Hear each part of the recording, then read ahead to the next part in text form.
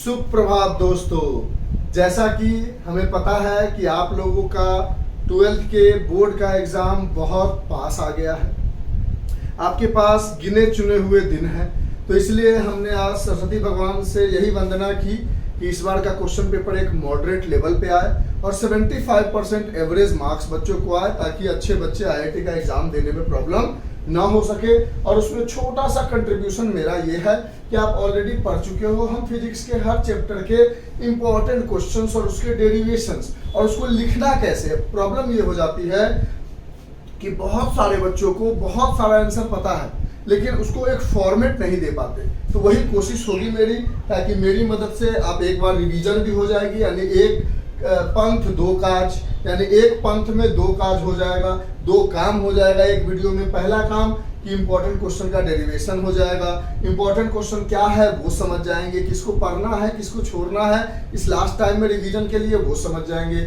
और उसको लिखना कैसे है ये भी समझ जाएंगे। और इसको हम कोशिश करेंगे मैक्सिमम, भी तो हम शुरुआत कर रहे हैं, ताकि ये वाला टॉपिक जो है हमारा पहला चैप्टर वो 1 और 1.5 आवर की कहानी में खत्म हो जाए। तो थोड़ा फास्ट होगा, हल्का सा, ज्यादा फास्ट नहीं। आप चाहो तो 1.5x के स्पीड में इसको देख सकते हो।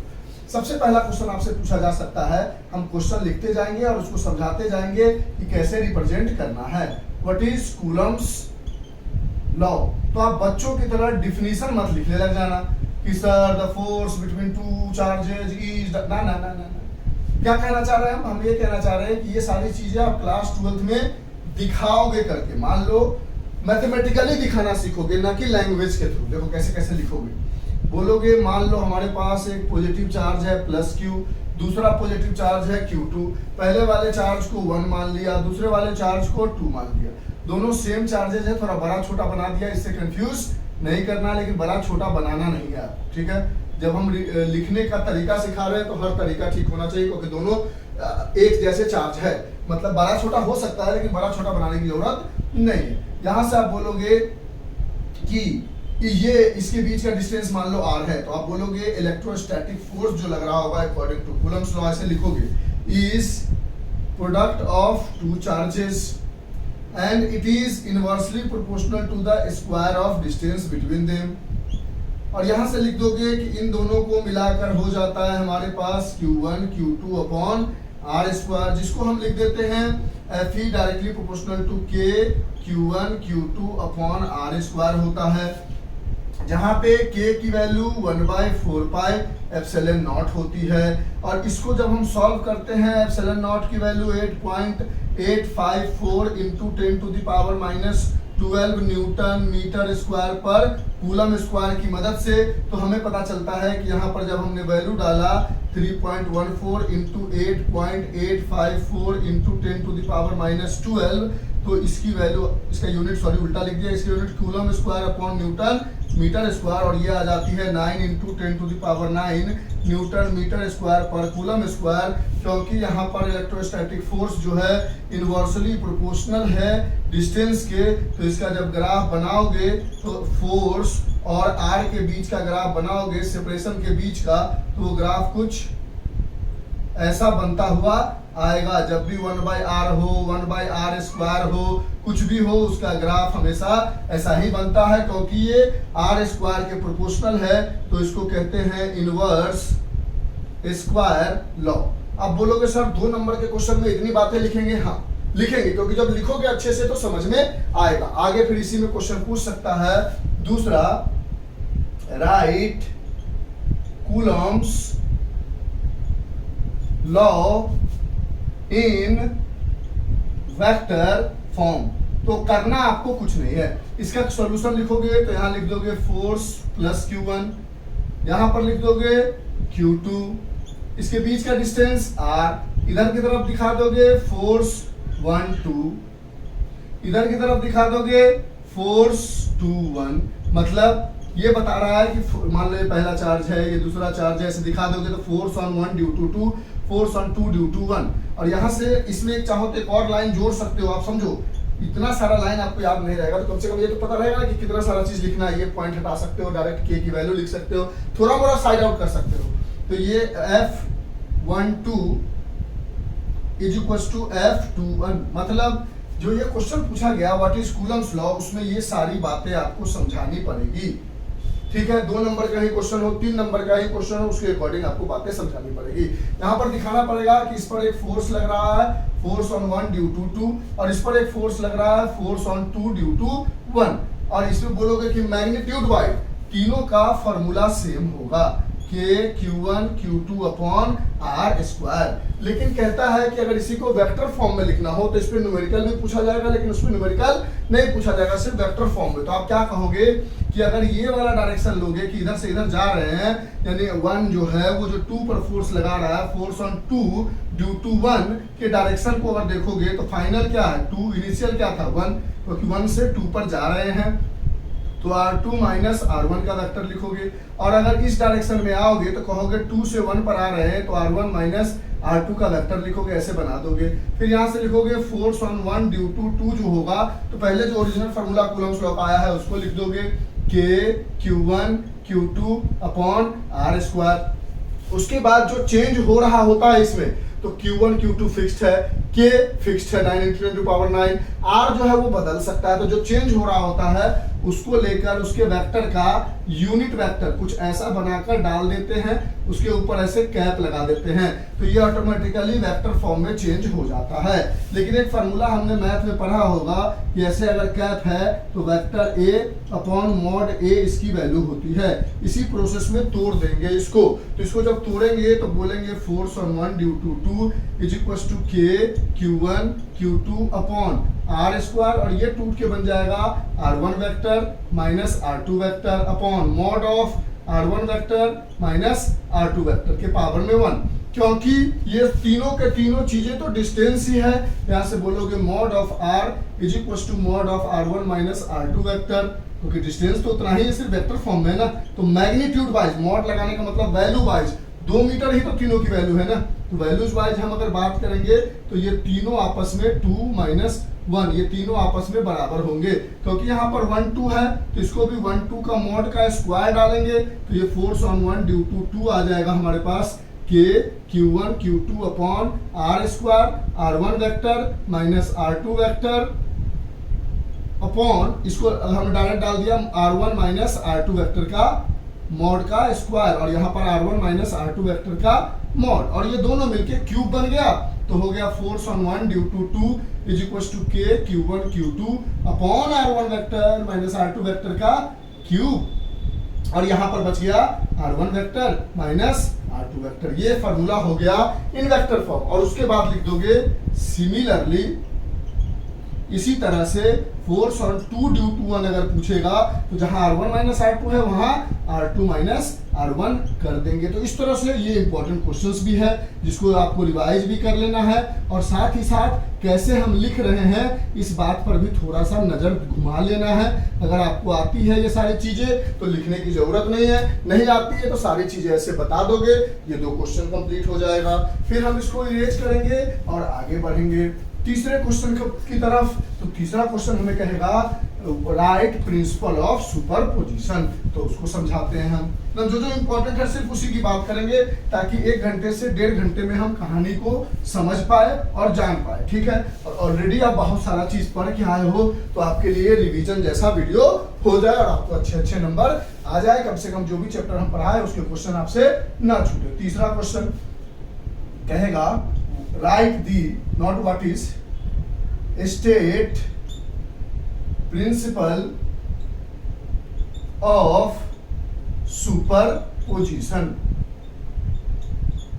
तो आप यहां से कहोगे कि मान लो एक चार्ज है Q1, एक है Q2, एक है Q3, एक है Q4, इस तरह से बहुत सारे चार्जेस है n नंबर ऑफ टर्न्स तक, और यहां से लिखोगे फोर्स ऑन n, जो टोटल चार्ज होगा n पर वो किस किस की वजह से, 1 की वजह से, force on n due to 1 due to 2 due to 3, इसी तरह से कहां तक जाओगे। तो इस बात का याद रखना है, हमेशा इस बात पर ध्यान रखना है कि अगर आपके पास Q1 Q2 और Q3 3 फोर्स है तो यहाँ पर फोर्स ऑन 3 जो नेट लिखेंगे वो होगा force on 3 due to 1 plus force on 3 due to 2।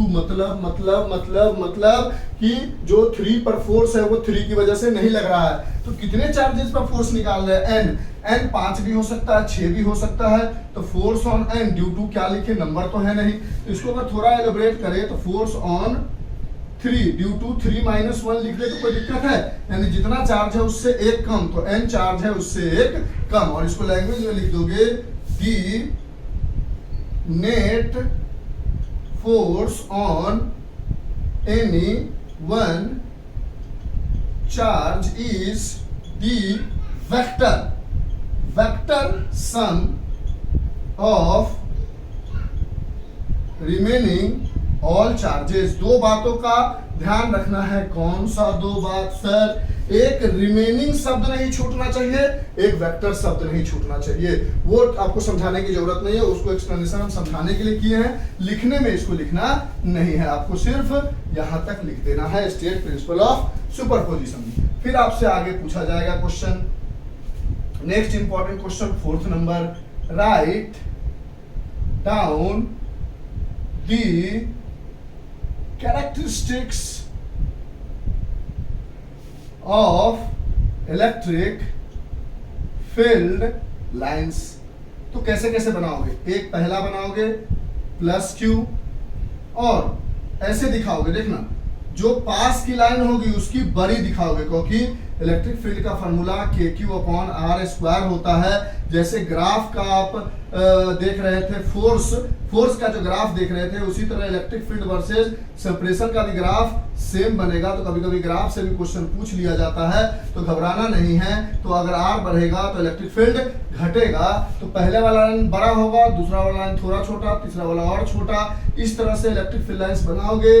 जो बड़ा लाइन होगा वो ये बताएगा कि यहाँ पर इलेक्ट्रिक फील्ड की ताकत ज्यादा है। जो छोटा लाइन होगा, ये लिख लो इस बात को, इलेक्ट्रिक फील्ड लाइन की कैरेक्टरिस्टिक में इसको भी रहने दो। जो छोटा लाइन है वहां पर इलेक्ट्रिक फील्ड कम हो रही है, जो छोटा लाइन है वहां पर इलेक्ट्रिक फील्ड कम हो रही है। और दूसरी चीज सीख रहे हो आप कि क्या कहते हैं, रेडियली आउटवर्ड है। दूसरा अगर आप देखोगे निगेटिव चार्ज के लिए इलेक्ट्रिक फील्ड, तो कहोगे अंदर की तरफ पहला एरो बड़ा, दूसरा छोटा, तीसरा और छोटा, पहला बड़ा, दूसरा छोटा, तीसरा और छोटा, कि पहला बड़ा, दूसरा छोटा, तीसरा और छोटा। ऐसे करके दिखाओगे कि इलेक्ट्रिक फील्ड लाइंस ऐसे होगी। इधर भी दिखा दोगे, इधर जगह नहीं तो इधर नहीं दिखा रहा है, आपको मन हो तो छोटा छोटा चारों तरफ से दिखा दो ऐसे इलेक्ट्रिक फील्ड लाइन, जल्दी बना लो। हम आपको समझा रहे हैं, वहां आपको किसी को समझाना नहीं होगा। तो यहाँ पर कहोगे इलेक्ट्रिक फील्ड लाइन जो है वो रेडियली आउटवर्ड है, और यहाँ पर कहोगे इलेक्ट्रिक फील्ड लाइन जो है वो रेडियली इनवर्ड है। फिर तीसरा कैरेक्टरिस्टिक्स लिखोगे, इरेज करें, इधर वाला इरेज कर देते हैं, प्रिंसिपल ऑफ सुपरपोजिशन। धीरे धीरे तुम चलते चलो, ऐसे आराम से बताएंगे ना, बहुत ज्यादा क्वेश्चन है नहीं, तो हमको लगता है 1 घंटा में हो जाएगा। जल्दीबाजी से अच्छा होगा, इस तरह से समझ लो। चौथा, उसके बाद अगला नेक्स्ट पॉइंट लिखोगे, ये पहला हो गया, ये दूसरा हो गया। तीसरा इंपॉर्टेंट पॉइंट क्या लिखोगे कि दी स्ट्रेंथ, क्योंकि ये आपने दिखा भी दिया है, ये बढ़ेगा तो ये घटेगा। तो the strength of electric field lines decreases with increase in distance के बढ़ने से इलेक्ट्रिक फील्ड लाइंस की जो ताकत है वो कम हो जाती है। चौथे पॉइंट में आप 2 पॉजिटिव चार्ज ले लोगे और 2 पॉजिटिव चार्ज आपस में रिपेल करते हैं, तो ये बाहर तो निकलना चाहेगा लेकिन ऐसे मुड़ जाएगा। मतलब बाहर निकलना चाहेगा लेकिन ऐसे मुड़ जाएगा, इतना ज्यादा नहीं लेते, ऐसे मुड़ जाएगा। ये बाहर निकलना चाहेगा लेकिन ऐसे मुड़ जाएगा, बाहर निकलना चाहेगा लेकिन ऐसे मुड़ जाएगा, बाहर निकलना चाहेगा लेकिन एक दूसरे को ज्वाइन नहीं करेगा। इस तरह से इलेक्ट्रिक फील्ड लाइंस बना दोगे, ये दिखाते हुए कि पॉजिटिव चार्ज की वजह से electric field lines radially outward होती है, निगेटिव की वजह से रेडियली इनवर्ड होती है। तो एरो भी आउटवर्ड का ऐसे हम दिखा देंगे कि चारों तरफ से बाहर निकल रहा है। जितने मार्क्स का क्वेश्चन होगा उसके अकॉर्डिंग हम करते चले जाएंगे। हम आपको एक वे ऑफ रिप्रेजेंटेशन सिखा रहे हैं। बाहर निकलेगा, अंदर का अगर एरो दे दिया होगा तो उसको बाहर कर लेना, एरो देने में अंदर हो गया तो कंफ्यूज मत करना, सब एरो बाहर होना चाहिए, ठीक है। 5वां देखोगे तो लास्ट कैरेक्टरिस्टिक्स में क्या देखोगे आप कि अगर मान लो एक तरफ पॉजिटिव चार्ज है, एक तरफ निगेटिव चार्ज है, तो इलेक्ट्रिक फील्ड लाइंस ऐसी बनेगी, इलेक्ट्रिक फील्ड लाइंस ऐसी बनेगी, इलेक्ट्रिक फील्ड लाइंस ऐसी बनेगी, ऐसे ऐसे कर्व्ड लाइंस की तरह बनेगी और ऐसे बनेगी, ठीक है। और यहाँ से पॉजिटिव से बाहर निकलती हुई दिखाई देगी, निगेटिव के अंदर आती हुई दिखाई देगी, एरो लिख दोगे, उससे लोगों को पता चल जाएगा कि आप क्या कहना चाह रहे हो, क्या समझाना चाह रहे हो। यहाँ पर एक पॉइंट भी जोड़ दोगे, the electric field lines start from positive charge and ends at negative charge. बात खत्म, बात खत्म, बात खत्म, बात खत्म, ठीक है। इरेज करें तो इलेक्ट्रिक फील्ड लाइंस की स्ट्रेंथ देख ली, ये क्वेश्चन का आंसर हो जाएगा। अब हमारे पास 4 क्वेश्चन के आंसर हमने लिख लिए। इस तरह से इलेक्ट्रिक फील्ड लाइंस ये सब पूछेगा, बनाना सीख लोगे। अब 5वें क्वेश्चन पर आते हैं और हमारे पास अभी टाइम ज्यादा नहीं हुआ होगा, हम देख लेंगे थोड़ी देर में 5-6 क्वेश्चन बताकर। 5th नंबर क्वेश्चन में कहेगा कि वाई 2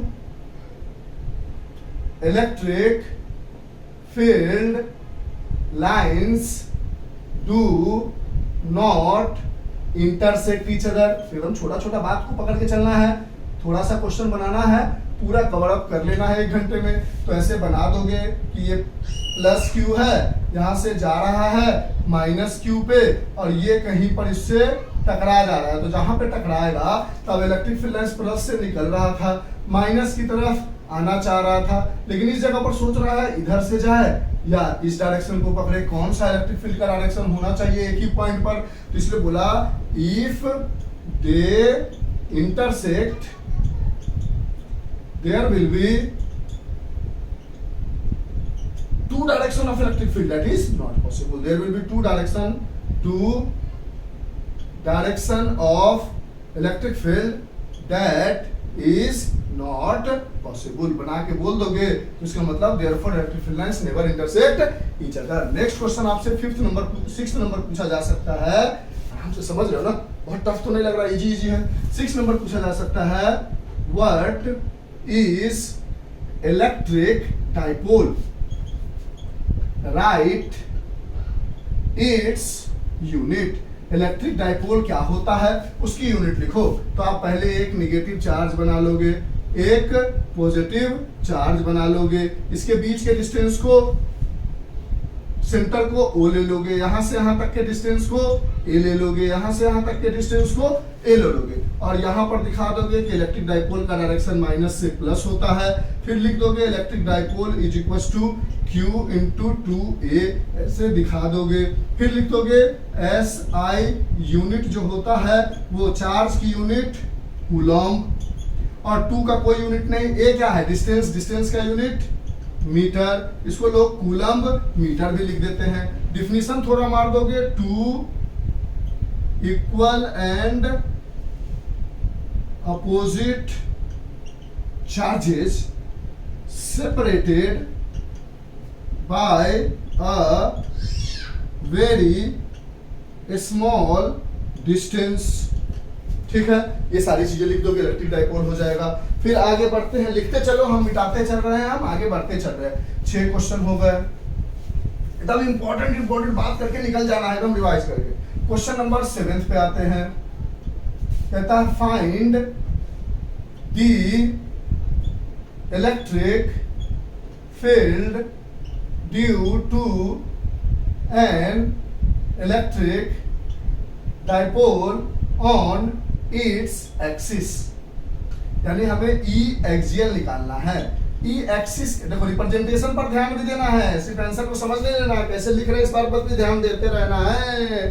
ठीक है, ई एक्सियल निकालना है, यानी हमारे माइनस क्यू है, एक्सिस मतलब सामने पर। एक तरफ यहाँ पर हमारे पास प्लस क्यू है, इसके बीच का सेंटर ओ है, यहां से यहां तक ए है, यहां से यहां तक ए है। अब हमें इससे थोड़ा आगे बढ़ के एम पॉइंट पर पूछ रहा है कि कितना इलेक्ट्रिक फील्ड होगा, ये बताओ। तो आप बोलोगे सबसे पहले कि इलेक्ट्रिक फील्ड निकालना सर, यहां से हम हमेशा डाइपोल में सेंटर से उस पॉइंट की दूरी को कंसीडर करते हैं, ये नियम है, यहां से नहीं। तो यहाँ से यहाँ तक का दूरी x मान लिया। अब ये दूरी कितनी होगी, तो यहाँ से यहाँ तक की दूरी x माइनस a हो जाएगी, क्योंकि ये पूरा x है, ये a हट जाएगा। और यहाँ से लेकर इस पूरे लास्ट तक की दूरी कितनी हो जाएगी, तो ये x है, बचा हुआ क्या है, a है, तो x प्लस a हो जाएगी। अगर आप इसको ढक ले तो इसकी वजह से इलेक्ट्रिक फील्ड लग रही है इस डायरेक्शन में, इसको खोल के इसको ढक ले तो इसकी वजह से इलेक्ट्रिक फील्ड इधर लग रही है। अब किसकी इलेक्ट्रिक फील्ड की ताकत ज्यादा है, इसको 1 माना था, इसको 2 माना था, तो आपने बोला इसकी ज्यादा है क्योंकि ये पास में, इसलिए इसका लाइन बड़ा दिखाया, इसका छोटा दिखाया। इस प्रॉपर्टी का इस्तेमाल कर लेंगे यहाँ पर, तो देखने वाले को बहुत खूबसूरत लगेगा। ये सब चीजें रिप्रेजेंटेशन में दिख जाता है, अच्छा छोटा बनाया बड़ा बनाया, यानी E1 बड़ा है E2 से, तो E1 माइनस E2 को इसको हमने 1 माना है, तो E1 की जगह लिखोगे फॉर्मूला होता है KQ अपॉन R स्क्वायर। यहाँ से यहाँ तक की दूरी है x माइनस a का होल स्क्वायर, माइनस E2 की जगह है फिर से KQ अपॉन Q की जगह स्मॉल q भी ले सकते हो और कैपिटल Q भी ले सकते हो, इसमें कोई दिक्कत वाली बात नहीं है। यहाँ कैपिटल ले लिया तो यहाँ कैपिटल कर दिया, ज्यादातर स्मॉल लोग लेके चलते हैं। यहाँ पर x प्लस a का होल स्क्वायर लिख लोगे, फिर यहाँ से बोलोगे कि इन सब में से हम KQ कॉमन ले सकते हैं सर, तो हमारे पास 1 माइनस x a का whole square minus 1 plus x a का होल स्क्वायर ब्रैकेट में बना।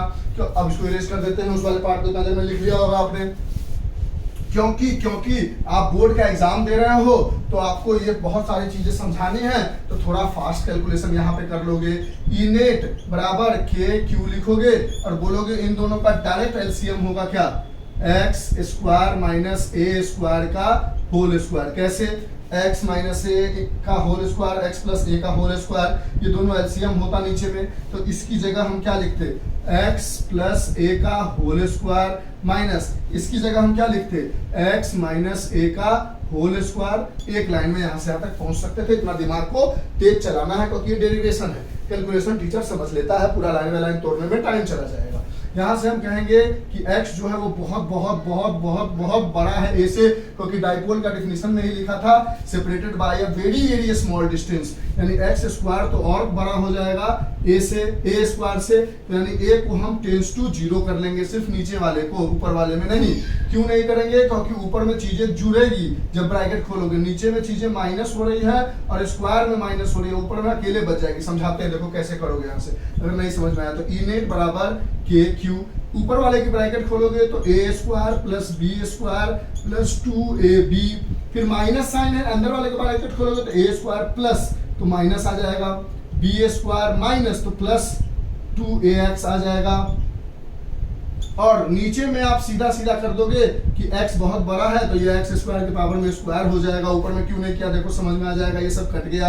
तो हमारे पास क्या बचा, ई नेट बराबर के क्यू और ब्रैकेट में 4ax 2ax plus 2ax upon x के पावर में 4, ये इसको काट के 3 बना दिया, यहाँ से लिख दोगे ई नेट बराबर 2kp अपॉन x क्यूब। कैसे लिख दिया सर, तो साइड में दिखा देना कि जो हमारा डाइपोल होता है वो q इंटू 2a होता है, जिसकी वजह से यहाँ पर हम 2a ले लिए और q ले लिए तो kp बन गया, k रह गया और 4 था इसलिए 2 बच गया, x क्यूब हो गया। और एक चीज दिखा देना कि नेट इलेक्ट्रिक फील्ड इस डायरेक्शन में है और डाइपोल का भी डायरेक्शन ये है, तो वेक्टर फॉर्म में जब डायरेक्शन सेम होता है तो पॉजिटिव लगा देते हैं, ये बताने के लिए कि डायरेक्शन सेम है, टीचर इम्प्रेस। ठीक है, तो इस तरह से क्वेश्चन का रिप्रेजेंटेशन करोगे तो मजा भी आएगा और टीचर को देखने में भी, जहां करनी काटना है वहां फास्ट कर सकता है, उसके लिए दिमाग को तेज करना पड़ेगा, इंपॉर्टेंट बातें लिखते रहने पड़ेगी। अब हम निकालने जा रहे हैं electric field due to an electric dipole on its axis. तो पूरा क्वेश्चन नहीं लिखते हैं, सुन लिया है आपने, हम सीधा फिर से क्वेश्चन बोल रहे हैं जब तक बोर्ड मिटा रहे हैं। Electric field due to an electric dipole on its axis, मेरे दिमाग से मिस हो गया कि ये 6th नंबर है या 7th नंबर है, क्वेश्चन नंबर आप एज्यूम करके लिख लो।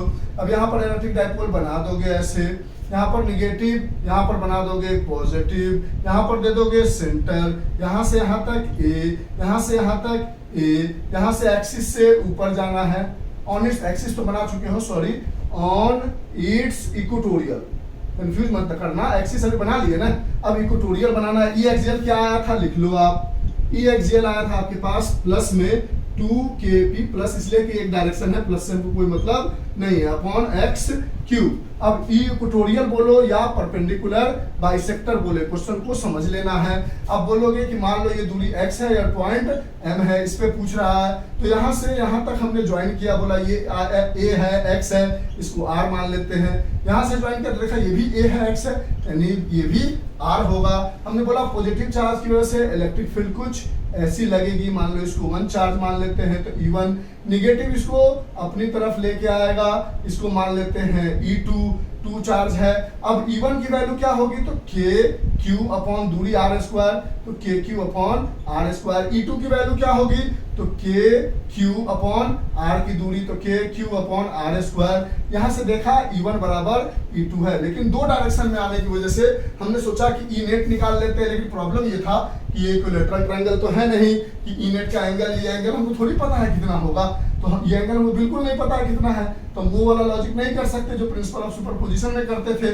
तो इस एंगल को थीटा मानेंगे, यहाँ से एक लाइन ड्रॉ करेंगे, तो कहेंगे ये वाली लाइन जो ऐसे आ रही है, ये वाली लाइन एक जेड का शेप बना रही है, तो अल्टरनेटर इंटीरियर एंगल से ये थीटा हो गई, ये थीटा है तो सब चीज इसमें भी सेम है, तो ये भी थीटा हो जाएगी। तो करस्पॉन्डेंस एंगल से ये भी थीटा, देखो ये लाइन ऐसे ऐसे, ये थीटा और ये थीटा करस्पॉन्डेंस एंगल से हो जाएगी। अब यहाँ से बोलोगे कि हमारे पास कुछ ऐसी कहानी आई है, इसे नीचे दिखा दोगे क्योंकि टीचर को नहीं दिखेगा ऊपर, यहाँ से E2 लिख दोगे, टीचर समझ जाएगा, पढ़ा लिखा रहेगा, KQ upon R square, KQ upon R square. यहाँ पर आपने देखा एक थीटा यहाँ बन के आया, एक थीटा यहाँ बन के आया। पहले इसको ढक लोगे तो E1 की वजह से इधर की तरफ बनेगा E1 cos थीटा, और इधर की तरफ बनेगा E1 sin थीटा। फिर अगर इसको ढक लोगे तो E2 की वजह से इधर ही बनेगा एक E2 cos थीटा, और इससे जस्ट परपेंडिकुलर ऊपर बैठ के बनेगा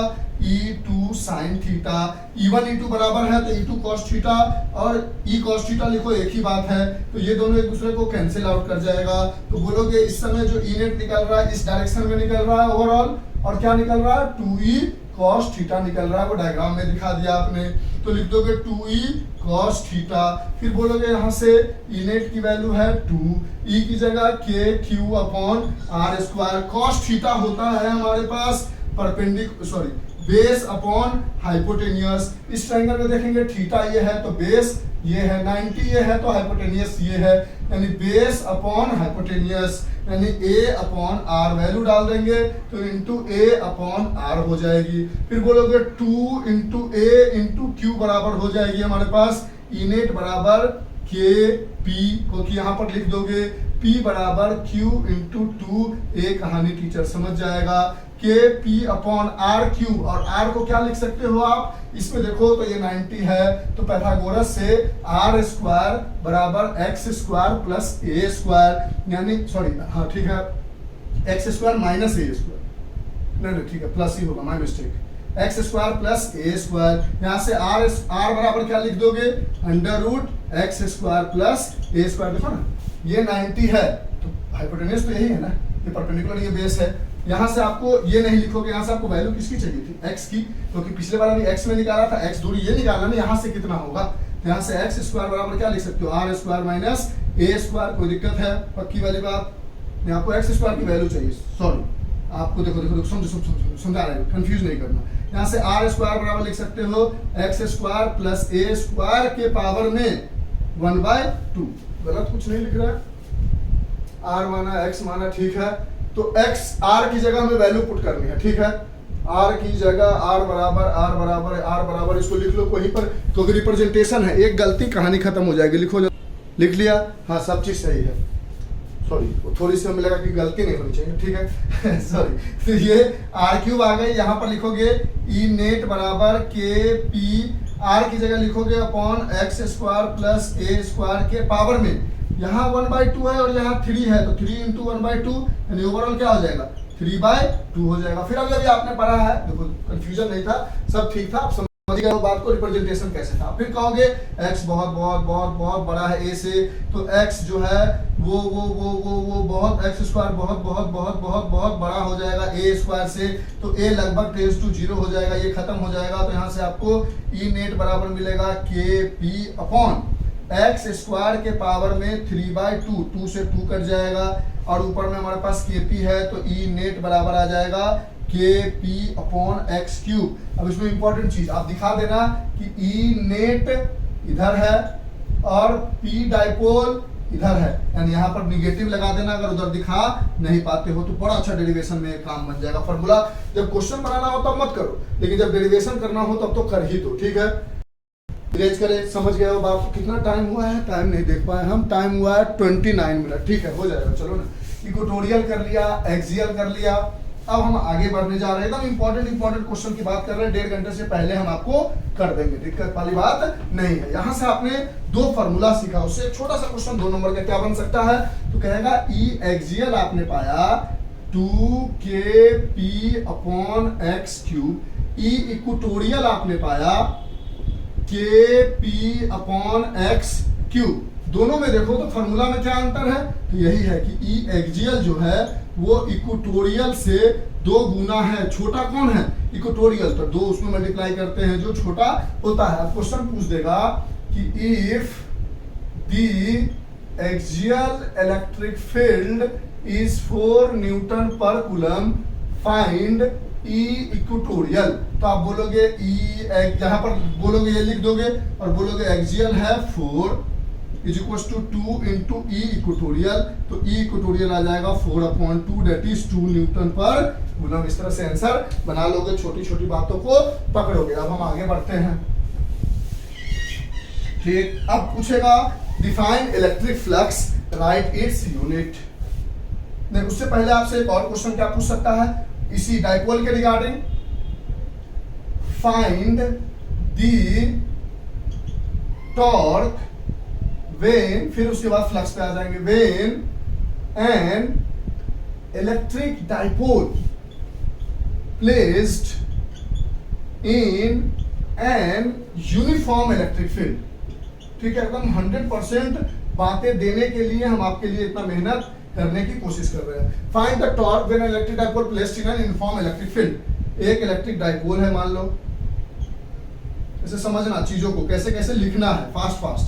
ये इलेक्ट्रिक फील्ड है, इसमें कोई एक डाइपोल बना लो आप, इधर दे दो -q, इधर दे दो +q, यहां दे दो सेंटर O, a डिस्टेंस यहां से यहां तक, यहां से यहां तक a डिस्टेंस। अब बोलोगे इस पे फोर्स लग रहा है QE in the direction of electric field, इस पे फोर्स लग रहा है QE in the opposite direction of electric field. यहां पर लिख दोगे F नेट जो है आपका वो 0 है। कौन सा फोर्स, ये ऑब्जेक्ट इस इलेक्ट्रिक फील्ड में ऐसे आगे की तरफ नहीं बढ़ेगा। क्यों नहीं बढ़ेगा, क्योंकि इसको रोटेशन मिल रहा है, यानी क्योंकि ये कौन सा फोर्स है, translation force, transitional force, my mistake, transitional force, ठीक है। एफ नेट हमेशा 0 है। फिर बोलोगे कि यहां पर दिस डाइपोल, बॉडी मत लिखो, दिस कैसे रिप्रेजेंट करोगे सब समझना है। This dipole will rotate about its axis, about its not axis, about its center, so there is a torque acting on it। मतलब ये लाइन क्यों लिखोगे कि ये डाइपोल जो है अपने सेंटर के लॉन्ग रोटेट कर रहा है और इस पर एक टॉर्क लग रहा है। टॉर्क को हम टाउ से डिनोट करते हैं। मान लो इधर τ1 लग रहा है और ये इसको ऐसे रोटेट कर रहा है, ये इधर τ2 लग रहा है, तो कहोगे τ1 एंड τ2 दो टॉर्क्स है इन सेम डायरेक्शन। ऐसे ऐसे एकदम फिजिक्स को हिला के रख दो, एकदम ऐसे ऐसे प्यार से लिखो, मजा आ जाएगा, ठीक है। तो कहोगे जो हमारा नेट टॉर्क होगा वो होगा τ1 + τ2, क्योंकि दोनों सेम डायरेक्शन में है।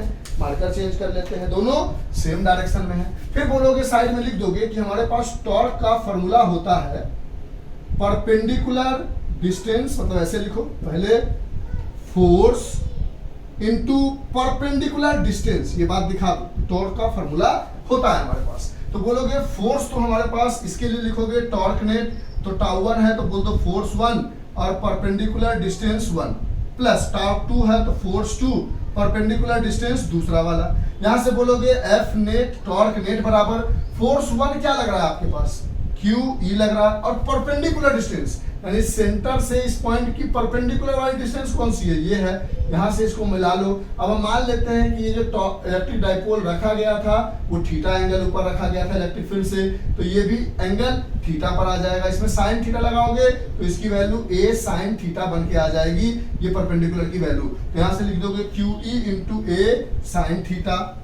ये सब ऑलरेडी पढ़ चुके हो तो इसलिए हम समझाते जा रहे हैं, वैसे आप पहली बार पढ़ रहे हो तो तब भी समझ में आ जाएगा। फिर दूसरा टॉर्क पर भी फोर्स लग रहा है QE, और यहाँ का भी जो परपेंडिकुलर डिस्टेंस होगा जब आप निकालोगे, यहाँ का भी जो परपेंडिकुलर डिस्टेंस होगा जब आप निकालोगे तो सेम आएगा, इससे परपेंडिकुलर डिस्टेंस ना सेम आएगा, ये भी थीटा और ये भी ए साइन थीटा, क्योंकि यहाँ पर ए है तो यहाँ पर भी ए साइन थीटा। यहाँ से लिख दोगे टॉर्क नेट जो हमें मिला वो मिला ए क्यू सब सेम है तो 2Q ई ए साइन थीटा। अब बोलोगे हमने पढ़ा है dipole is equal to Q into 2A, यहां से बोल दोगे Q इंटू 2A मिलके हो जाएगा टॉर्क नेट बराबर PE साइन थीटा। अब PE साइन थीटा हम जानते हैं A डॉट B को हम लिखते हैं AB cos थीटा और A क्रॉस B को हम लिखते हैं AB साइन थीटा। क्योंकि इलेक्ट्रिक डाइपोल जो है घूम के इलेक्ट्रिक फील्ड में आ रहा है तो आगे लिख दोगे टॉर्क नेट बराबर P क्रॉस E, कहानी खत्म।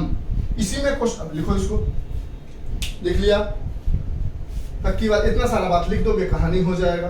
ठीक, अब इसको इरेज करते हैं। इसी में क्वेश्चन बदल देगा और कह देगा कि इसी में नेक्स्ट क्वेश्चन कह देगा, इस पार्ट को रहने देते हैं, इसमें नेक्स्ट क्वेश्चन आपके पास कह देगा कि find the stable and unstable equilibrium.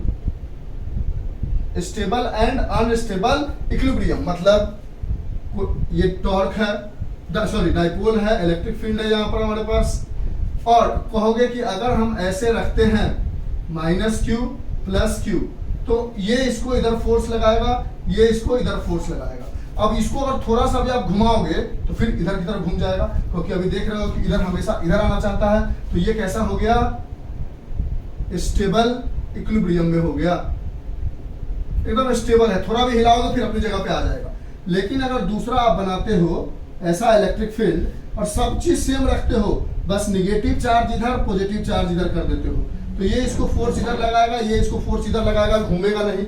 लेकिन अगर इसको थोड़ा सा भी घुमाओगे ना, ऐसे घुमा दोगे तो ये पॉजिटिव चार्ज अब वापस नहीं आएगा, ये चाहेगा पूरी तरह से घूम के इधर आ जाएगा, क्योंकि फोर्स इस पर अब ऐसे लगने लगेगा। तो ये ऐसे थोड़ा भी घूमेगा तो ये पूरा घूम के आएगा, मतलब इसको थोड़ा भी टच करोगे तो पूरा 180 डिग्री घूम जाएगा। तो ये हो गया हमारे पास अनस्टेबल इक्विलिब्रियम, और ये 180 डिग्री नहीं घूमता, टच करोगे फिर से वापस अपने पोजीशन पर आ जाएगा। तो ये क्वेश्चन एक और पूछ सकता है आपसे नेक्स्ट क्वेश्चन में कि find the stable and unstable equilibrium for torque. इसी क्वेश्चन को आगे बढ़ा के फॉर टॉर्क इन, टॉर्क बोल देगा for dipole, torque for dipole क्या होगा, तो कहानी समझ में आ जाएगा कि कैसे डायग्राम बना के समझाना है स्टेबल अनस्टेबल। और इसके लिए बहुत सुंदर सा डायग्राम बना दोगे, इसके लिए बना दोगे कोई बंदा यहाँ पे खड़ा है और इसके लिए बना दोगे कोई बंदा यहाँ पे खड़ा है, हिलेगा नीचे गिर जाएगा, ये बंदा हिलेगा भी तो अपनी जगह पे आ जाएगा। टीचर खुश, समझ रहे हो, चलो इसको लिख लो, लिख लिया, हाँ सर। अब नेक्स्ट क्वेश्चन आपसे पूछ सकता है, कितना टाइम हो गया भाई, जल्दी जल्दी होना चाहिए, 38 मिनट हो जाएगा, ठीक है। इस तरह से करते चलो, चीजें पकड़ में आती चलेगी, रिवीजन भी हो जाएगी, पढ़े लिखे भी हो, समझ में भी आ जाएगा और बहुत सारा चीज नहीं पढ़ना पड़ेगा। अब नेक्स्ट क्वेश्चन आपसे छोटा सा पूछ सकता है, व्हाट इज इलेक्ट्रिक फ्लक्स। इसके बाद एक और लास्ट क्वेश्चन होगा, चैप्टर कंप्लीट हो जाएगा। What is electric flux, right its unit. देख रहे हो धीरे धीरे में भी काम हो गया, 1 घंटे में हम लिख दे रहे हैं पूरा चैप्टर, तो आप भी लिख दोगे। तो यहां से बोलोगे इलेक्ट्रिक फ्लक्स के बारे में, कहोगे इसको हम डिनोट करते हैं फाई से, और यहाँ ई लगा देते छोटा सा, मतलब इसका मतलब है इलेक्ट्रिक फ्लक्स है। इसकी जो यूनिट होती है वो वेबर होती है। इसकी एक और 2 यूनिट आएगी, ये होता है कि the number of field lines, which field lines, electric passing perpendicular, चिरता हुआ, परपेंडिकुलर। हाँ ऐसे डायग्राम बना सकते हो एग्जाम में, पूछोगे कि सर पूरा नहीं लिखने की जगह ऐसे लिखने में चलेगा, हाँ चलेगा, थ्रू दी सरफेस। ठीक, एक डायग्राम ऐसा बना दोगे आप और ऐसे दिखा दोगे कि ऐसे ऐसे जा रहा है और फ्लक्स बराबर 3 है, 3 फील्ड लाइन या 4 कर दो तो बोलोगे फ्लक्स बराबर 4 है, ऐसे दिखा दोगे। फिर दिखाओगे फ्लक्स बराबर होता है E dot D a integration, ऐसे देते हैं, ठीक है, ऐसे फ्लक्स बराबर दिखा दोगे। मन होगा तो ऐसे भी दिखा दोगे, ई ए कॉस थीटा भी हो जाएगा, जैसे मन हो वैसे दिखा सकते हो, डॉट प्रोडक्ट है। उसके बाद आप बोलोगे इसकी यूनिट की कोई बात करें तो बोलोगे ई का यूनिट हो जाएगा, फ्लक्स का यूनिट अगर लिखोगे तो ई का यूनिट होता है न्यूटन पर कूलम। देखो ना, F बराबर क्यू ई है, क्यू इधर आ जाएगा तो E बराबर F अपॉन क्यू, फोर्स का न्यूटन, चार्ज का कूलम, इनटू एरिया है, एरिया का unit metre square, into cos theta का कोई यूनिट नहीं होता है तो phi is equal to newton metre square पर कूलम, इसका एक यूनिट हो जाएगा। इलेक्ट्रिक फ्लक्स की कहानी खत्म। फिर आगे बढ़ते हैं और अपने लास्ट क्वेश्चन पे आते हैं इस चैप्टर के, और इस तरह से चैप्टर हो जाएगा। जो इतने इंपॉर्टेंट क्वेश्चन थे वो हमने आपको समझा दिए। इसके अलावा पढ़ने के लिए तो सारी चीजें पढ़ सकते हो, जानते भी हो, बस इंपॉर्टेंट क्वेश्चन कर लोगे तो आपका काम बन जाएगा। अगर आपको इसमें से लगेगा कोई और इंपॉर्टेंट है तो कमेंट करके बताना हमें, हम अगर मिस आउट कर गए होंगे तो हम भी तो एक स्टूडेंट ही है। अब लास्ट क्वेश्चन में कहेगा आपसे, बहुत अच्छा क्वेश्चन है, राइट गॉस लॉ यूजिंग। अब 4-5 क्वेश्चन बना देते हैं एक ही साथ, मतलब 3-4 क्वेश्चन, 3 क्वेश्चन, और उस तीनों क्वेश्चन को अलग अलग भी पूछेगा तो घबराने की जरूरत नहीं है। Using this law find the electric field due to, पहला इनफाइनाइट लीनियर चार्ज, दूसरा डायरेक्ट पूछेगा तो आपसे 5 नंबर का पूछेगा, और अगर गॉस लॉ पूछ लिया तो 2 नंबर का, अगर इन दोनों में से कोई एक डेरिवेशन पूछ लिया तो 3 नंबर का, ठीक है। तो वो आपके लक पे डिपेंड करता है, प्लेन शीट ऑफ चार्ज आपके लक पे डिपेंड करता है कि आपको कैसा क्वेश्चन मिल रहा है। इसका सॉल्यूशन लिखोगे तो लिखोगे गॉस लॉ,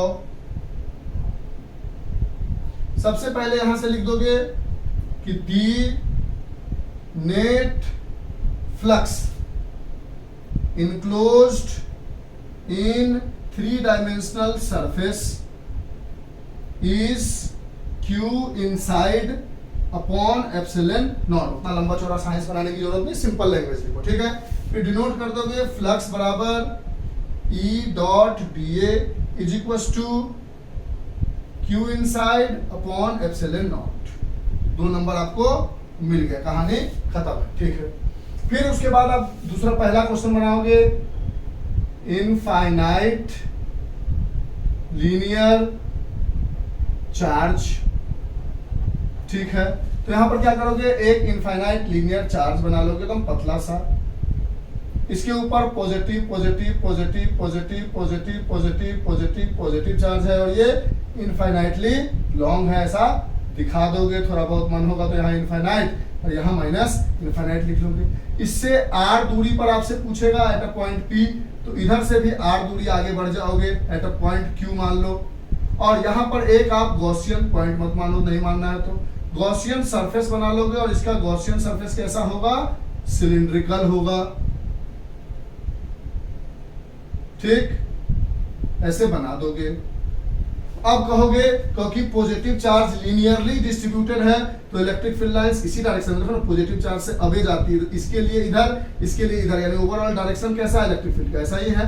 अगर देखोगे, अगर पॉजिटिव चार्ज कैसा लीनियरली है, समझो ना, ऐसे पॉजिटिव चार्ज, ऐसे फैला हुआ पॉजिटिव चार्ज, तो उसके लिए इलेक्ट्रिक फील्ड लाइंस अगर ऐसे गौर करो तो इसके लिए इधर की तरफ इलेक्ट्रिक फील्ड लाइंस है। तो देखो इसमें कितना सरफेस बन रहा है, तो बोलोगे सर एक सरफेस ये बन रहा है, इस सरफेस का एरिया वेक्टर इधर है, और इलेक्ट्रिक फील्ड लाइंस तो इधर ही है पॉजिटिव चार्ज की वजह से। इस समय थीटा की वैल्यू है 90 डिग्री, और फ्लक्स का फार्मूला हमने पढ़ा है E A cos 90 थीटा पड़ा है और 90 की वैल्यू 0, इसको फ्लक्स 1 मान लिया तो फ्लक्स 1 बराबर 0 यही दिखा दोगे, ठीक है। फिर बोलोगे ये एक एरिया है, इस एरिया का एरिया वेक्टर इधर है, इलेक्ट्रिक फील्ड लाइंस इधर है, इस समय भी हो रहा है थीटा 90 डिग्री, तो यहाँ पर लिख दोगे फ्लक्स 2 बराबर 0। डायरेक्ट टीचर समझ जाएगा क्योंकि एक जगह आपने समझा दिया। अगर इसको सिलेंडर कंसीडर करो तो ये और ये का फ्लक्स निकलने वाला 0, बीच का जो एक सर्कुलर रीजन है पूरा तो एक ही है, तो किसी एक तरफ अगर एरिया वेक्टर लोगे तो इलेक्ट्रिक फील्ड भी उसी डायरेक्शन में आएगी, इधर भी लेते तो वही बात होती, लीनियर चार्ज है तो इधर आती एरिया वेक्टर भी और इधर भी आती इलेक्ट्रिक फील्ड भी, यानी थीटा की वैल्यू 0 डिग्री हो गई। यानी इस समय जो फ्लक्स 3 होगा वो EA cos 0 डिग्री होगा, cos 0 डिग्री की वैल्यू 1 हो जाती है। इसके बाद आप लिखोगे, इरेज कर दे इसमें से गॉस लॉ का ये वाला पार्ट, क्वेश्चन इरेज कर दे, लिख दिया होगा क्वेश्चन आपने क्या पूछ सकता है, आंसर हम बता रहे हैं। फिर यहाँ के बाद लिखोगे आप कि जो हमारा नेट फ्लक्स आया है वो आया है φ1 प्लस φ2 प्लस φ3 और इसके बराबर हम क्या लिखते हैं, तो इसके बराबर हम लिखते हैं Q inside upon epsilon not, यही देखा है हमने। तो यहाँ से लिखेंगे नेट फ्लक्स बराबर φ1 0, φ2 0 और φ3 EA1 यानी E A आया is equal to Q inside upon epsilon naught. इन दोनों को पकड़ लेंगे तो E इंटू A हम किसका एरिया लिखते हैं हमेशा, जो गॉसियन सरफेस बनाते हैं। इसमें जो हमने गॉसियन सरफेस बनाया है वो हमारा सिलेंडर है, इस बात को दिखा देंगे। गॉसियन सरफेस क्या है हमारा, सिलेंडर है। फिर हम यहां से बोलेंगे एरिया ऑफ गॉसियन सरफेस। अब गॉसियन सरफेस 3 है, मतलब गॉस का सरफेस का 3 एरिया है एक सर्कल का, तो इसकी वजह से फ्लक्स नहीं बन रहा है तो इसका एरिया लिखेंगे नहीं। इसकी वजह से नहीं बन रहा है, किसकी वजह से बन रहा है, इसके curve surface area. Curve surface area of cylinder क्या होता है, 2 पाई r h, और h की जगह हमने मान लिया इसका जो लेंथ है वो L है, तो हमने बोला 2 pi r L is equal to Q inside upon epsilon naught. लेकिन प्रॉब्लम ये था कि इनफाइनाइटली लॉन्ग होने की वजह से कुछ चार्ज तो गॉसियन सरफेस के अंदर आया लेकिन बहुत सारा चार्ज बाहर चला गया। तो कितना चार्ज अंदर आया उसके लिए हमने पढ़ा लेमडा लीनियर चार्ज डेंसिटी। ये सब लिखोगे जैसे जैसे हम लिख रहे हैं, समझना इस बात को, ये सब बातें इंडिकेट कर दोगे। लीनियर चार्ज डेंसिटी लेमडा बराबर चार्ज अपॉन लेंथ होता है, और चार्ज की जगह Q है, लेंथ की जगह L है, तो Q बराबर लेमडा L लिख सकते हो ये दिखा के। फिर यहाँ से E into 2 pi R L is equal to lambda L upon epsilon naught. L ने L को मार दिया तो electric field due to infinite long charge is 2 pi R epsilon naught lambda upon, sorry K छोड़ दिया ना, हाँ ठीक है ठीक, समझ रहे हो बात को, lambda upon 2 pi r epsilon not. इसी को चाहो तो ऐसा कर सकते हो, इंटू 2 कर दो तो नीचे क्या बन जाएगा 4 पाई एप्सिलॉन नॉट को k लिख दोगे तो ये बन जाएगा 2k लेमडा अपॉन r। जैसे माने वैसे लिख सकते हो, इसमें दिक्कत वाली बात नहीं है। देखो ना ये 2 और 2 मिलकर 4 पाई एप्सिलॉन नॉट की जगह k ऊपर कर दिया, 2 ऊपर बच चुका था उसको लिख दिया, लेमडा था लेमडा लिख दिया, नीचे r बचा था r लिख दिया। तो ये electric field due to infinite plane sheet of charge, ये लिखो 2 नंबर, ये बना दिया 3 नंबर। और लास्ट क्वेश्चन है infinite plane sheet of charge. कितना टाइम हो गया सर, 47 मिनट, यानी 1 आवर के अंदर में ये सारी चीजें कहानी हो जाएगी। इसी के अंदर में वो आंसर है। इसी तरह से क्वेश्चन के आंसर को लिखोगे और इस तरह से अगर हम बताएंगे तो आपको कम से कम 2-3 चैप्टर आराम से जल्दी जल्दी एक दिन में हम दे सकेंगे और आप पढ़ भी सकोगे। लास्ट हमारे पास इसी क्वेश्चन के अंदर में क्या था, infinite plane sheet of charge. अब इसको बनाने का बहुत सारे बच्चों को हमने लास्ट वीडियो बनाया था, उसमें बहुत कंफ्यूजन हो रहा था, इसको नए तरीके से बना देते हैं। इनफाइनाइट प्लेन, वायर तो टूट न गया, नहीं टूटा सर, बच गया, ठीक है। Infinite plane sheet of charge बनाना था हमें, हमने ऐसा बना लिया और इसके ऊपर प्लस चार्ज डाल दिया। इसके मतलब समझना, मतलब समझना, मतलब समझना, मतलब समझना, मतलब समझना, क्या समझना सर, ऐसा शीट है, इसमें इधर भी चार्ज है और इधर भी चार्ज है, बीच में कुछ थिकनेस है, इस हाथ की कुछ तो थिकनेस है, उसकी वजह से चार्ज इधर भी है और इधर भी है, यानी सरफेस पर चार्ज है। और इसके लिए गॉसियन सरफेस पर पहले हम क्यूबॉइडल बनाते थे, अभी आप इसका गॉसियन सरफेस सिलिंड्रिकल बना लो। ठीक है सर, बना लिया हमने।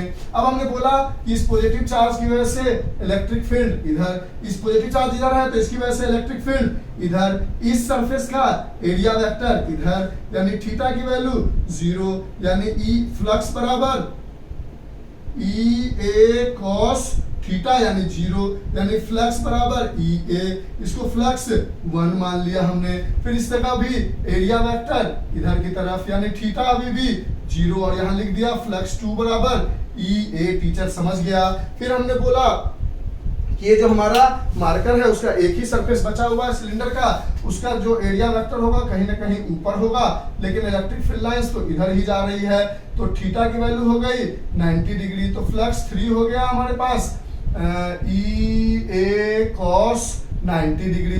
कॉस 90 डिग्री की वैल्यू 0 हो गई, तो सारा टर्म 0 हो गया।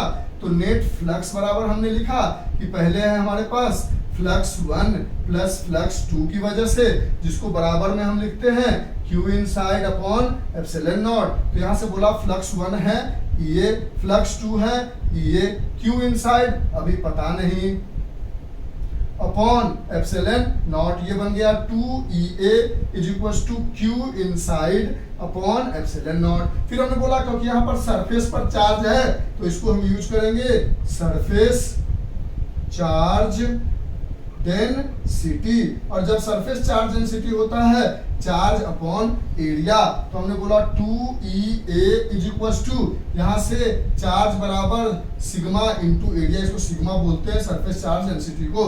तो यहाँ हम डाल सकते हैं क्योंकि पूरा चार्ज तो अंदर है नहीं, infinitely plane sheet of charge है, ऐसे बना दो, दिखा देना।